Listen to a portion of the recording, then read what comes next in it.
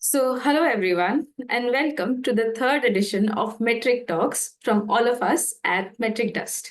I am Anjali, and I am thrilled to have you all here today as we take you through integrating multiple AI locally and helping you take AI into your own hands.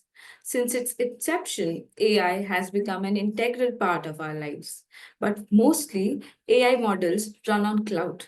And let me ask you a question. Are you comfortable having all your data in the cloud? Well, I am not. Cloud AI raises concerns over latency and control more than anything else. In this session, our speakers and innovators, Rahul and Vivek, will take you through the step by step process of running AI locally, integrate multiple AI models, and have access to more than one AI model 24/7.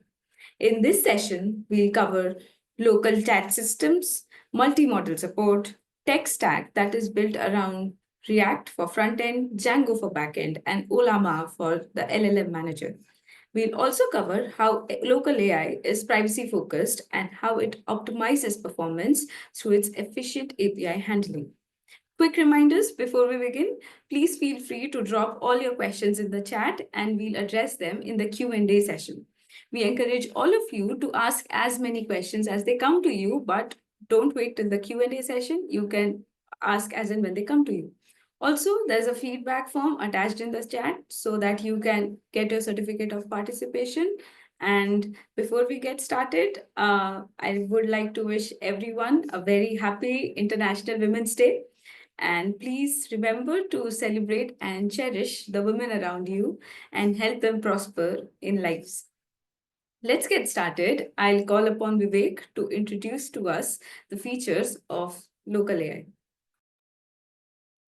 Thank you, Anjali. Hello, everyone. I am Vivek. A happy Women's Day to everyone.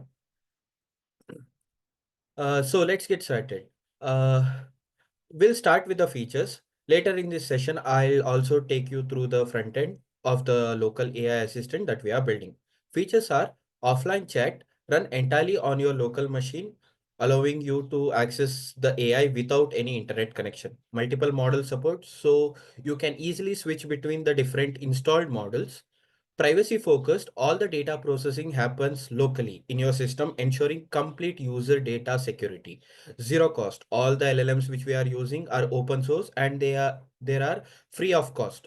No subscription fee, no API fee required. It's completely free. Fast and user friendly. We are using React UI and Django backend for smooth experience with real-time streaming response and efficient API handling for quick replies.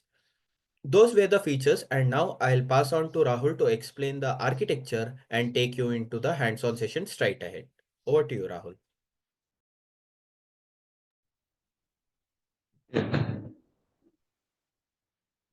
Yeah, thank you, Vivek. Before getting into the code, let's just get to the architecture and how it works. And we have the front end, and the front end sends a request to the backend. That is Django. And from Django, we send that whatever user prompt is to Olama. Olama is an AI engine or a DB that stores all the AI models and it processes the user prompt and generates a response. And the generated response is sent back to the backend. And from there, it is sends a stream response to the front end.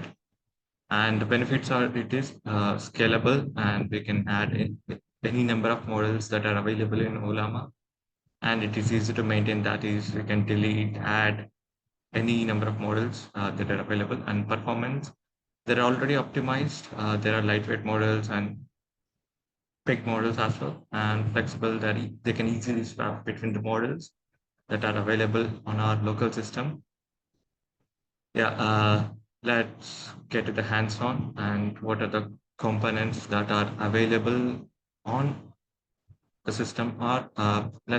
For that, let's get to know what is local AI. Local AI refers to running models directly on your local machine or on your private server instead of relying on any other cloud services that ask you for ask you to pay money.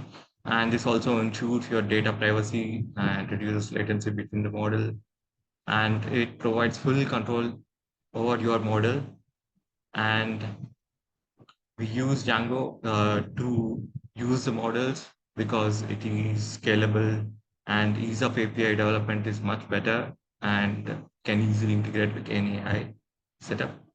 And for this setup, we use Olama platform where which enables you to run LLMs, enable to run LLMs. It provides efficient model management and interface engine for backend. Main advantages of running AI locally are faster interference time, enhanced security, no dependency on any other third-party cloud services. Yeah, that's it. Let me get you into the code. Let me share the screen.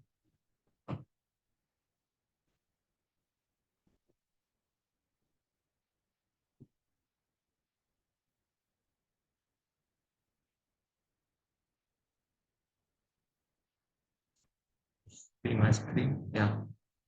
For dependency management, we use Poetry. You can see all the dependencies. It's easy to manage all the dependencies here. And coming into the backend, this is the LLM app that is created using Django.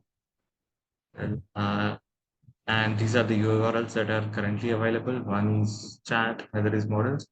Chat is basically where you send the user prompt and it generates the response. And models is an API which provides that are models that are available on your local system and where you can add all other models to your local system. Let me get to the views. Yeah, basically the chat path uh, runs this function completions where you can see we are getting the data and the data includes key called model. You send the model, takes a model, or else it by default takes llama and the user prompt. These are the two parameters that are expected. And based on that, a stream is generated using the user prompt and the model, and the chunks of data is generated and it is stored here in the yield. And this function is called in the streaming response and it is sent to the front end. And the next function is models, where we get the models that are available on your local system. If it cannot get, it throws an exception, find it like internal server error, and put API, where you can add the models uh, that are available on Olama and you can download and store it on your local system. Yeah, and this generate function generates what is the percentage of the model that is being downloaded. If there is a failure, it throws the exception here. Yeah, and let me show the working of these APIs using Postman.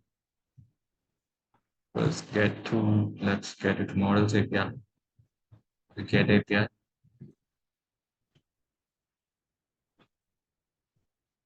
Yeah, it sends all the models that are available on your local system, DeepSeek, Llama, Mistral, when you select the put, sends what is the how much is being downloaded. It's already downloaded, so it's 100%. And this is the chat API. Whenever you send the request, generates a response with it's a stream response, sends the chunk of data.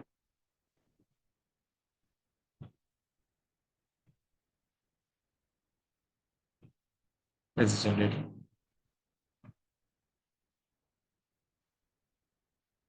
Yeah, I think that is regarding the backend. Let me pass it to Vivek.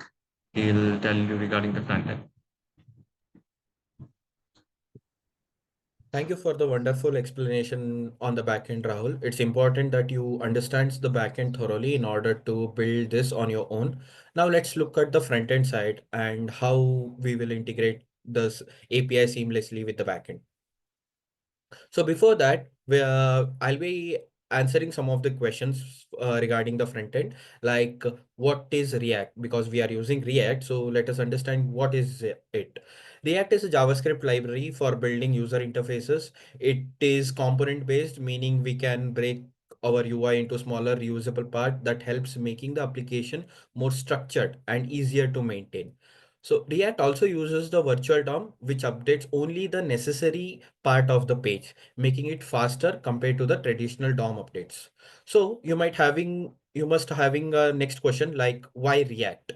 For local AI, React was chosen because it provides a smooth experience, supports state management, and allows quick UI updates when chatting with the AI. It also has a large ecosystem with the many useful libraries for styling, routing, and API handling. This approach ensures that front-end remains fast, scalable, and easy to manage. Using modular components and hooks, we can easily update the UI and new features and optimization performance without rewriting large part of the code. Now, let me take you to the code. Before taking into the coding, so let me share you a diagram. Okay, yeah. So let me share you the front-end architecture diagram. I know that Rahul has explained the entire diagram, but let me brief it out again. So we'll be having a user. User will be using, as we have built this on web application. So we'll be using the browser, and from the browser, user will be giving the user prompt, and the prompt will be taken to the backend API, which Rahul has explained you. There are models, API, chat API. So that we'll be using, and from that API, we'll be getting back the response in the form of string. So this will be our front end architecture. So also let me take you to the low fidelity diagram of the front end, like what we are going to build, how the component structure is, etc. So this will be our front end looks like. So we'll be having mainly three sections. One is the side nav section, and next we'll be having a chat display section, and next we'll be having a prompt area. So in the side nav section, we'll be having LLM list where we'll be using get models API, and that will be giving us all the LLMs which we have installed. Next, we have add LLM. So this is a section where user can add their LLMs here. So if they want to install any new LLM, we'll be using this, and we'll be using put models API here. So which will also give us back the streaming response. So it will give us the progress like how much the LLM has been installed.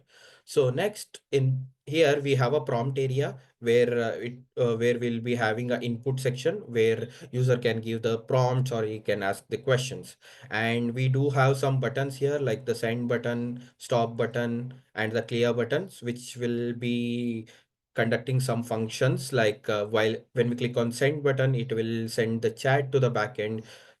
We'll be using post chat API, and the API will be called, we'll send the prompt here, and in response we'll be getting the answers from the AI that will be also in the form of streaming, and that stream will be displaying in the chat display here.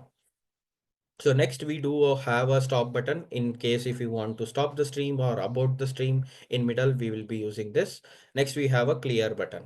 So clear button, if the user wants to clear all the process, he can just use it. So this will be our low fidelity diagram. So now let me take you to the code.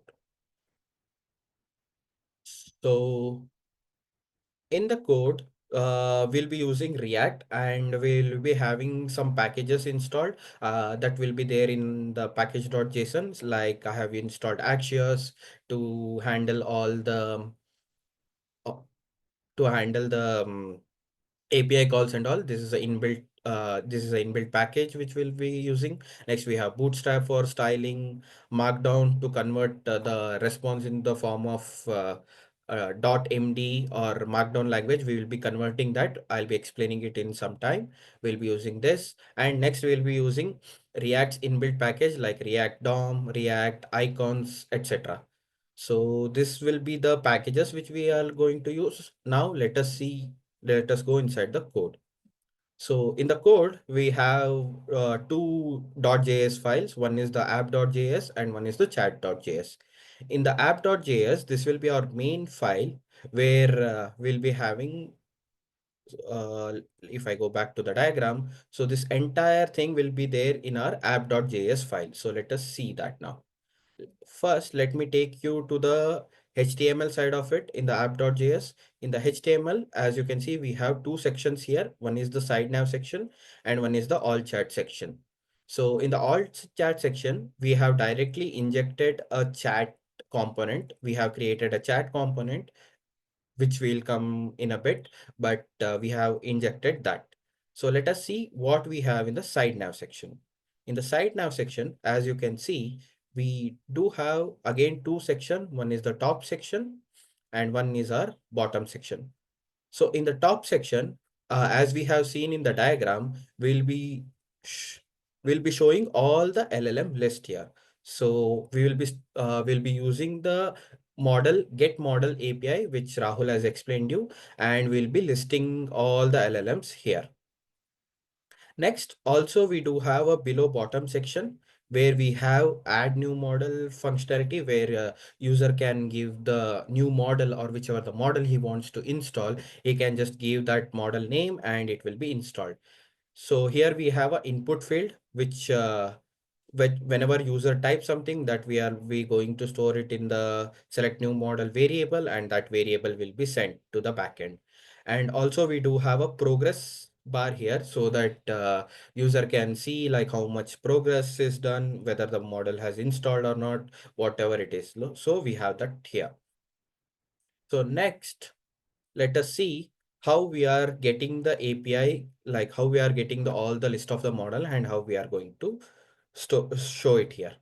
So to see that, we'll go to the JS part of the code. In the JS, we have just declared some of the variables like select LLM, LLM list, new models, progress, etc. So these are the variables which we are going to use. Next, we have a use effect functionality. In the use effect functionality, what we are going to do is this use effect is an inbuilt inbuilt React function. We can call it as a lifecycle hook. So whenever the component is initiated, or whenever the component is visible, or whenever the page is loaded, so at the first time this use effect will get triggered. So that is the reason we will be using this. So in this use effect, what we'll be doing is we'll use a fetch function, which is a Axios function. So using this, we can come talk to the APIs and all. So we'll be using it. So as Rahul has explained, we'll be using models API because that gives us the list. And from the models API, what we'll get the response of all the LLMs we have installed, and that we'll be storing it into a variable called selected LLMs.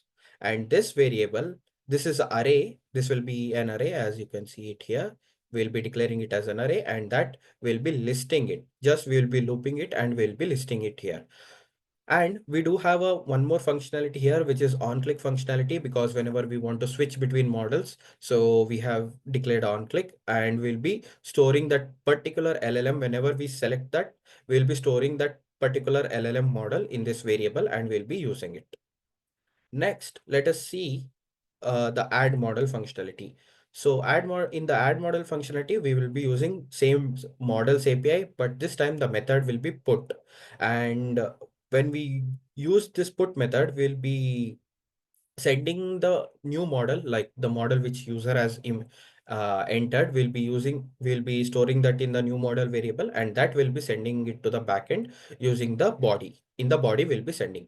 And this API will be a streaming API again. So whenever it comes to a streaming API, the response will be in the form of pieces. It will get the response in some bits and pieces. So we can call it as a chunks also. So all the chunks will be gathering it and we'll be displaying it in the UI. So to gather all the chunks, what I'll be doing is I'll be running a loop, and whenever the loop will be running, I'll store all the chunks. First, I'll read the chunks, then I'll decode it. And once it is decoded, I will directly store it into the progress. This is a variable I have used, and that progress, once that variable, I'll be using it to show in the UI. So next we have one more block here. When if the process is done, If the process has ended, what I'll be doing is I'll just alert the user by telling new model added successfully. You can reload the page to get the new model. So this will be one indicator for the user. Okay, this is the JS part of it. So as I said before, we have injected a component, right? We have injected a chat component. So let us see what is happening inside this chat component. So this is our chat component JS file. Now let me take you to the HTML part of it first. So in chat section, we again have two section. One is the top section and one is the bottom section.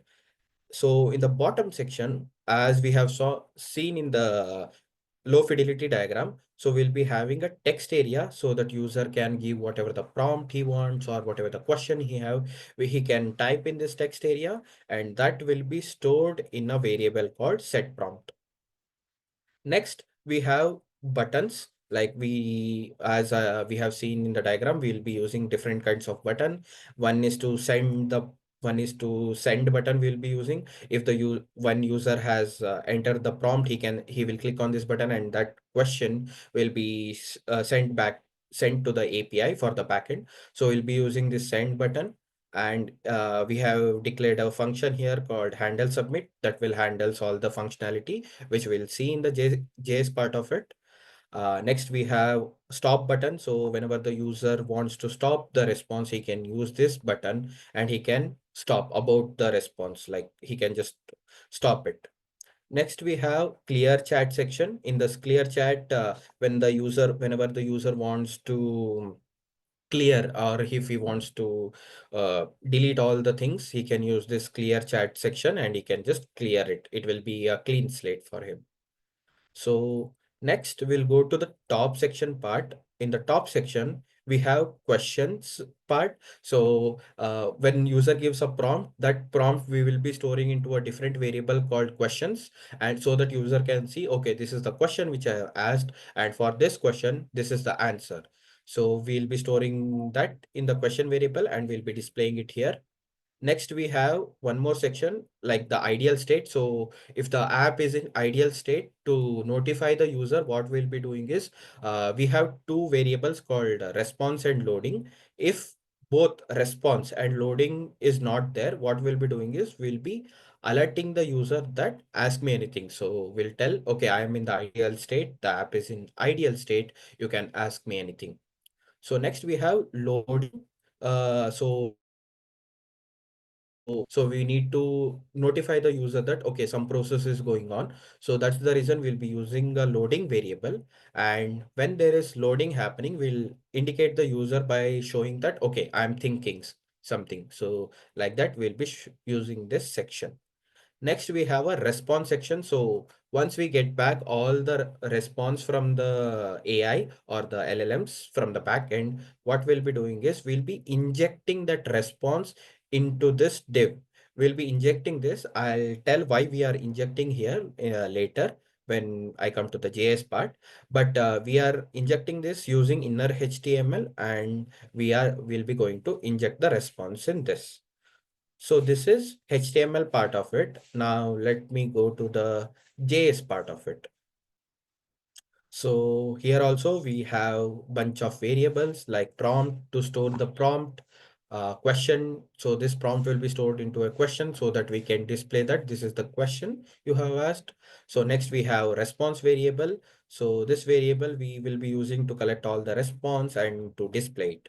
Next we have loading variable to show the user that yes, some loading is happening. So in the use effect, we are just clearing all the variables. So this is just clearing it. Next, we have also functionality that if user doesn't wants to click the buttons and all, he can just use the keyboard by typing shift enter, and the handle submit functionality will be getting called. Next, we have handle submit functionality. This is the main functionality where front end will talk to the back end and it will get back the response. So this is the main one. So first what we are doing is we are setting the loading to true. So to notify the user, okay, I am thinking something or the process is going on. To show that, we'll be using this variable. So next we'll be storing the prompt in the question variable. And next, what we'll be doing is we'll be initializing a controller. So if the user wants to stop the API response, or if he wants to stop the streaming API, so what we'll be needing a controller, so that we'll store a signal of that particular stream. So that's the reason we are just initializing a controller. And that controller, as you can see it here, so this is the API call happening here. So as you can see, we are using a fetch API. Rahul has explained about the path, right? API paths and all. So we'll be using chat, which we'll be using fetch Axio's inbuilt function, and we'll be calling the slash chat API, and the method will be the post.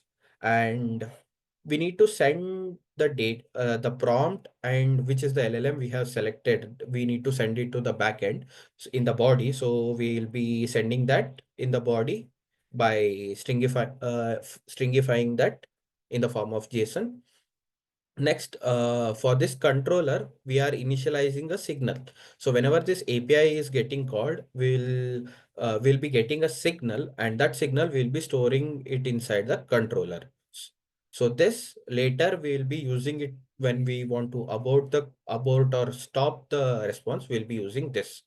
So next, if the response is not okay, we are just directly alerting the user that, okay, failed to fetch the response. Similarly, in the catch block also, we have the same thing. Now let us see how we are getting the response. So as I have said before in the add model API also, so if it is a streaming API, we'll be getting all the data in the form of chunks. So what we'll be doing is, first we will read the data, whichever we are getting back from the API. Then we'll be declaring a chunk variable, and first we'll be decoding it. So it can be sometimes encoded, and it can be the response will be in the form of encoding. So first what will we do, we'll just decode it, and then after decoding it, all the chunks we will segregate. We'll just keep on incrementing, and that one will store into the response variable.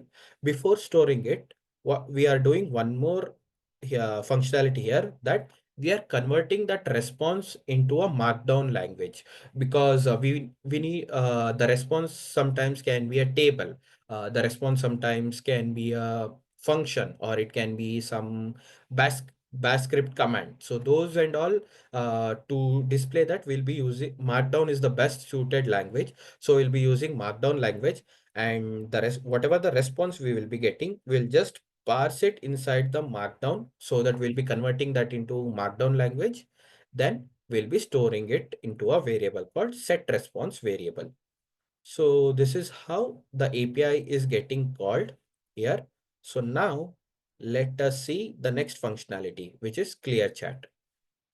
So in the clear chat, we are just clearing all the variables to make it into a ideal state, and we'll just give a user a clean slate, like fresh UI, like the ideal state of the UI. And we also do have stop chat section. So if the user in middle, if he wants to abort the process, or if we want to stop the process, so what we'll be doing is, in the response, first we'll indicate the user that, okay, you have stop the chat, like we'll be indicating like this. Next, what we'll be doing is, we'll just abort the controller. So as you know, in the stream, while we use this stream, we are storing this signal in this controller, right? So this controller, what we will be doing is, we'll be using that to stop the stream.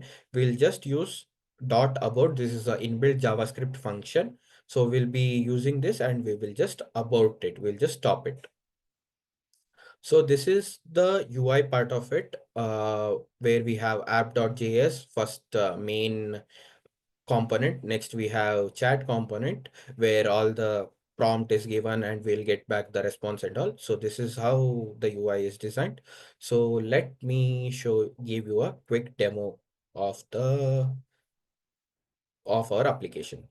So I have started my front end here, and also the back end is started. So, and also my Olama is also started. So these three things should be started. They are prerequisite. So now, as you can see, I have already installed three models, which is Pi, Gemma, and Llama. These are the three models which I have installed. So we are also indicating the user that, okay, this is the LLM model which you have selected. If I want to select Gemma, I'll click on this. And as you can see, this is green. This means this is selected. So we can switch between different models. Here we have add model section where input box is there, and we can click this button to add it, which I'll give a demo later. But yeah, let us give a prompt and let us see if it is working. Um, I'll ask get me a function to add two variables. So let us see. I'll click this button. So as you can see, this is the question which I've asked, and it has started to think. So I have selected the model, Llama model, and prompt is given. It's just thinking. Yeah, as you can see, the response is we are getting. Here is a sample Python function. I have asked to give a function to add two variables, but I didn't specify which language. So by default, Python is a popular language. So it has taken Python as a default language, and here is the function.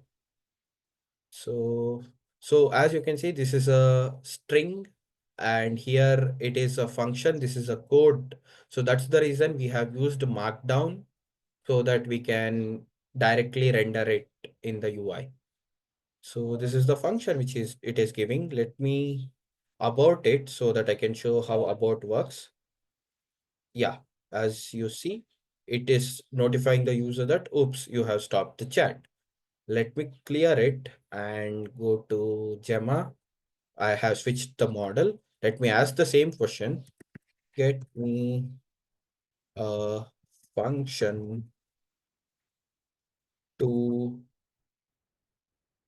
uh, add two arrays in JS. Let me tell that as a JS. So let us see if it gives the function in JavaScript. Let us try it.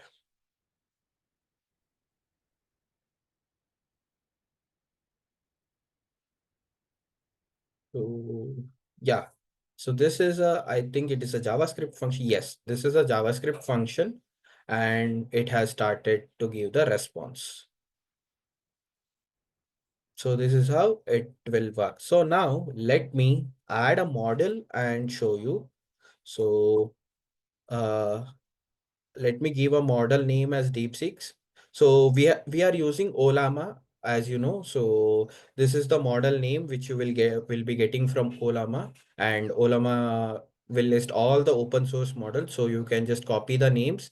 So I will add DeepSeek R1 with 1.5 billion parameters. So let me just click on this.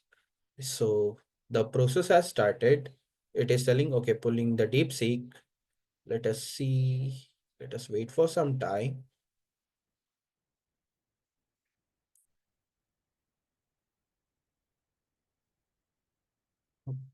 As there are too much tabs opened and everything in my system, it is taking a bit time. It has made this slow maybe. Uh, but this is how you can add the, this is how you can add your new models if you want. So let me refresh and try once again.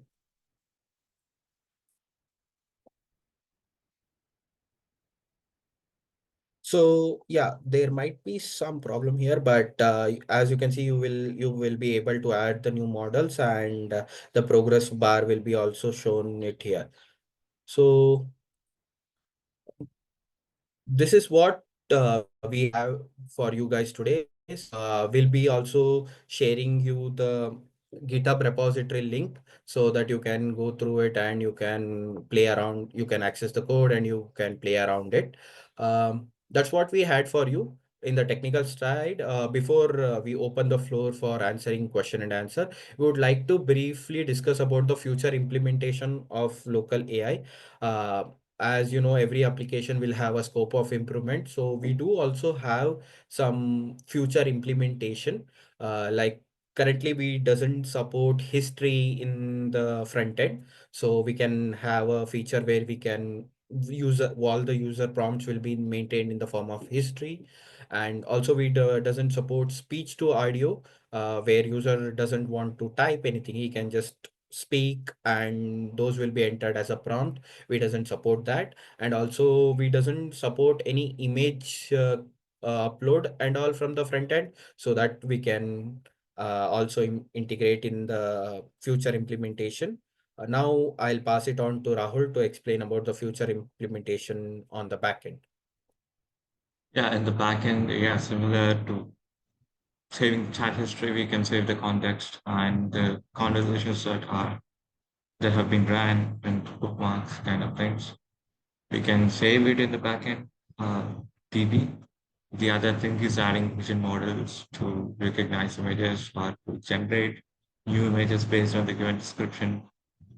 These are the future improvements that you can. Next, I would pass it on to Anjali. Yeah. Thank you, Rahul and Vivek. This was wonderful. I might have finally found an escape from having all my data on AI cloud servers. We are now opening the stage for Q&A session and we'll take up the first question. I can see there's one question, but I'll urge everyone to, if they have any question, please kindly fill them in the chat section. So the first question is, does it support chat continuation? Vivek and Rahul, do you want to take it up? Yeah, sure. uh Yeah, so it doesn't support chat continuation because, as we have said, for there is a it doesn't support any context base for now, but it is there, definitely there in our future implementation. But we can do it. There are APIs also, and we just Django backend. Rahul would be better to explain about the Django backend and all, but we can definitely make it. Yeah, we can definitely create. We just need to add all the stream messages. We store it in a DB and pull all the messages and send it. It processes all the messages, get the history, and we can see the context. And also, we can also use cache based on the session cache to generate the responses.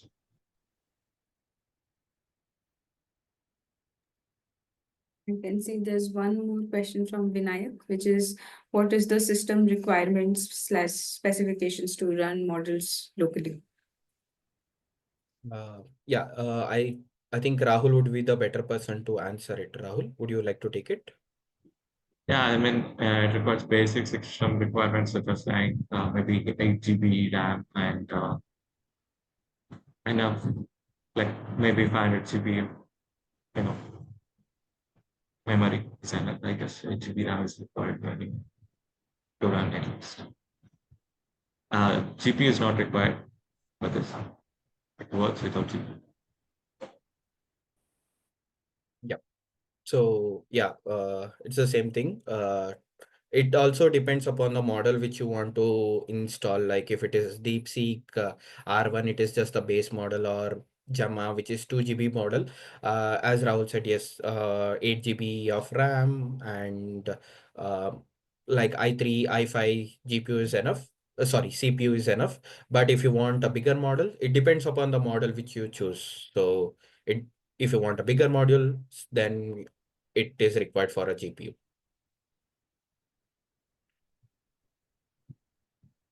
Yeah. Thanks, Vivek and Rahul. Vinayak, I hope that answers your query. We have a second question from Pawan, and he has three separate questions. First is how it is different from Open Web UI. Uh, Vivek and Rahul. over- Uh, like open web UI, I didn't understand it quite well. If you mean this is open AI, if how it is different from open AI, if you are asking like chat GPT and all, if that was your question, then I would like to answer like if you want to test it, like chat GPT is in the browser and they take all your data. So you can just there is a popular prompt in which is buzzing in the internet. Like if you go to ChatGPT and just ask like, hey, can you explain me about myself? It will just give you many things which ChatGPT shouldn't know, and it will know some of your personal data also. So that is the reason we can tell it is different from Open AI, because it runs locally on your system. So that is one. Uh, Open Web UI is exactly what you guys are doing. Just looks like, look it up on GitHub. Okay, so I think it is Web UI is something similar that what we have built, but we are not aware of it. So we'll be interested in seeing that. Okay, definitely we'll go through it. And yeah. I think Pawan has two other questions. That is, what about models like Quen 2.5 VL, which isn't supported by Olama and only supported by VLLM and HF transformers? Why not use Llama CPP instead of Olama, which is basically a layer on top of Llama CPP? Olama is easy to set up, and we can switch between models much easier. Yeah, that is it.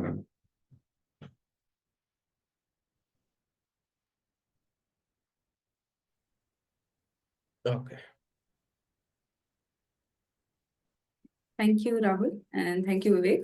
Pawan, I hope that has answered your query. Any other queries that you have, you can send us through, but due to time constraints, we'll be taking up limited questions only.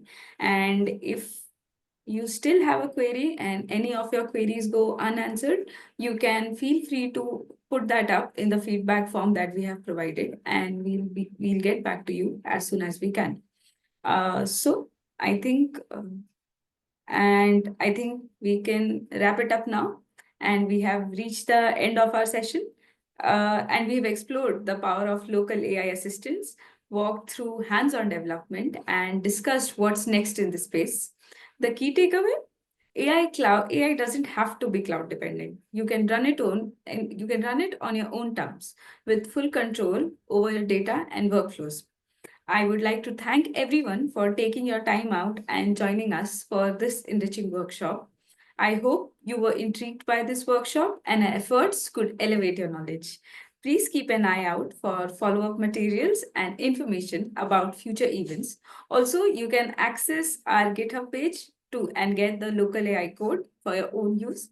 We hope to see you again in the next edition of Metric Talks. Don't forget to claim your certificate of participation by filling in the form, and follow Metric Talks for more such workshops. Thank you, everyone. And this is a wrap on Metric Talks Edition 3. We'll see you next time. Thank you. Bye. Have a good day.